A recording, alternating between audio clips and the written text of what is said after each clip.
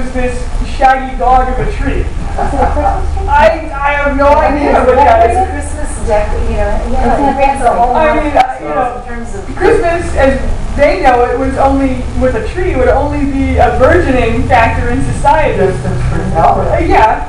So would it be a Christmas tree? Oh, and why do you drag one into a studio? So it's not decorated.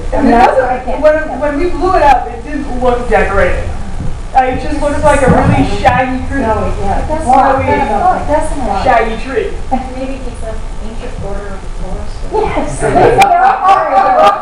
Well, in which case we know that his headstone will be one of those logs. Yeah. Well, in which case, there are your examples.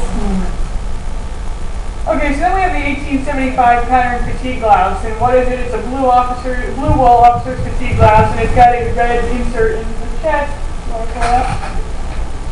which, although not typical, appears in this one.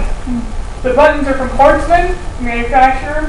There are no manufacturer marks in and of itself in the coat. There are no maker's marks, no size marks, absolutely nothing. It's a fully lined and quilted in the chest, and so I'll show you. It is, we believe, to be an 1875 pattern, but that production can run from the mid-70s to roughly the 1880s. So who knows, as far as an exact date on this. It's a great piece, a great example of military and the construction details and the fit of the garment. And to look at this actually automatically, you can sort of see it in some of the images here, but it's a very form-fitting garment, which is, judging from men's tailoring about the 1870s, 1880s, things are becoming more form-fitting, especially in regards to the military clothing.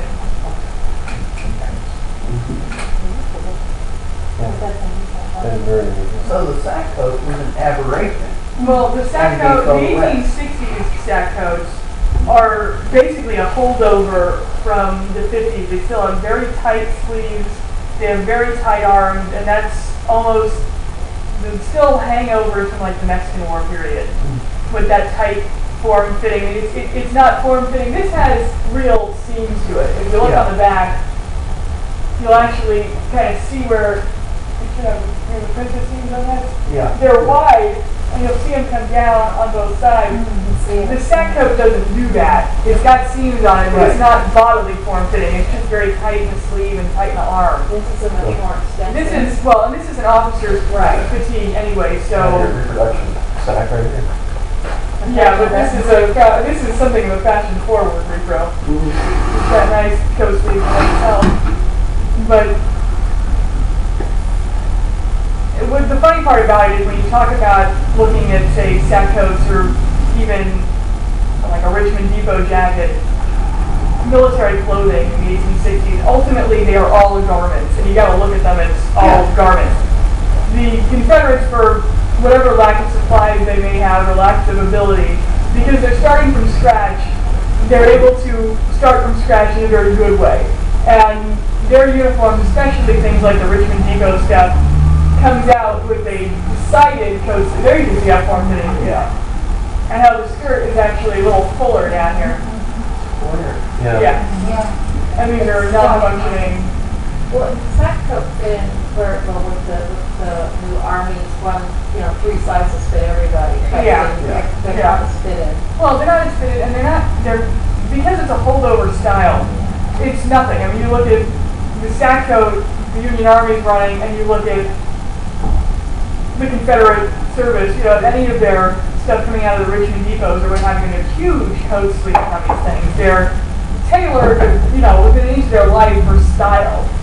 And it's something, because you're not kind of stuck in the old Army fashion, they have the ability to just jump forward to something that is fashion forward in the civilian market and mimic it for military construction. Old style of the officers sack. Do the same deal. They're not made No. in three different sizes. They follow the same form as the enlisted man's. You're buying your own, though. The officer's paying for his own goods. Right. So there's a lot of leeway as far as construction and pattern. So then there's my, Figuring that out. no, Then, there's, yeah, Vanna used to wheel the organ. This is probably my favorite piece in here is this great 1877 Jones organ, and it is a beautiful example. I never thought I'd enter a Gothic phase, but apparently I have. It's a great example of Gothic revival. It's, you know, people call them pump organs. It is really known as a reed organ, but it is just, it's wonderful. The workings of it are actually done by the Tabor Organ Company in Massachusetts. The shell, if you will, is done by Jones Organ, which is apparently from Oakland, California, although no research, or the research we've done, nothing has turned up. So, you know, we have our own suspicions that Jones Organ is probably a very small concern, or, you know, some sort of cabinet maker that may have done this. But regardless of their work, they do beautiful work as exhibited by the Gothic revival styles on that piece. The fun part about it is, while we know it was produced roughly about 1877, instead of having patent markings inside, it has the patent application date inside. So you can really nail it down. It also has a little notation near, near the tremolo that's got, when it was refurbished. It was refurbished in '48 by a gentleman in Lodi. Yeah. Kind of fun. Somebody put it back together, took the time to put it back together. But when you look at it, what does it say about music history and the popularity? Well, suddenly you have something for the home. Pianos weren't really home pieces. This is, you know, kind of the toy for the home.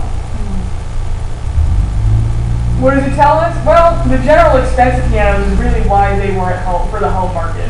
Not everybody had this, you know, but you could have an organ. You could have this reed organ.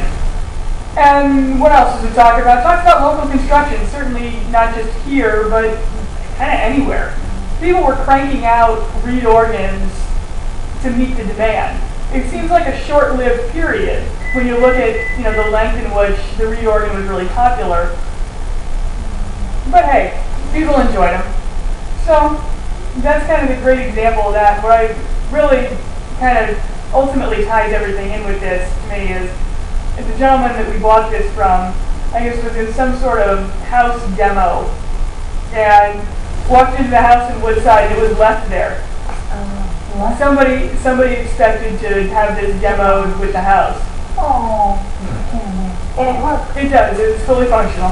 but it speaks to the whole, you had your entertainment at Oh yeah, home. this is home entertainment. Yeah. But this is more than just, because it becomes a fad. It's more than the idea of like playing checkers or doing things like tableau vivants in the parlor. The reed organ is a fad, and it's a fad that once pianos and things become more accessible, goes away. And you know, it's finally reached a period where they're only just becoming quote unquote antiques. They've been, because you know, and this is an early example, but kind of the heyday was somewhere around 1900. So you're talking about something that's just now in that burgeoning market. And a lot of people are just throwing these things away. You know, what are you going to do with it when it breaks? Well, there are people that refurbish them. I mean, it actually does have bellows inside it. And you take off the back panel and you can see the workings of this thing. And as soon as you start to play with the pedals, you can listen to these bellows open and close. And it's like listening to this thing breathe. Yeah. Well, you were talking about the dates. You said something about it had a date. It wasn't its. It has a patent application What date. does that mean? The patent hasn't been awarded yet. If somebody wanted to make a mark on this that says it's mine, I get it. Okay. we did this, but without the real ability to do it because they hadn't been awarded a patent yet. So they put the application date and say, hey, don't tread on me. Oh, all right. You know, Yeah, every once in a while you see something that's patent applied for. Okay. Instead of- patent, it's kind of like patent pending, yeah. Okay.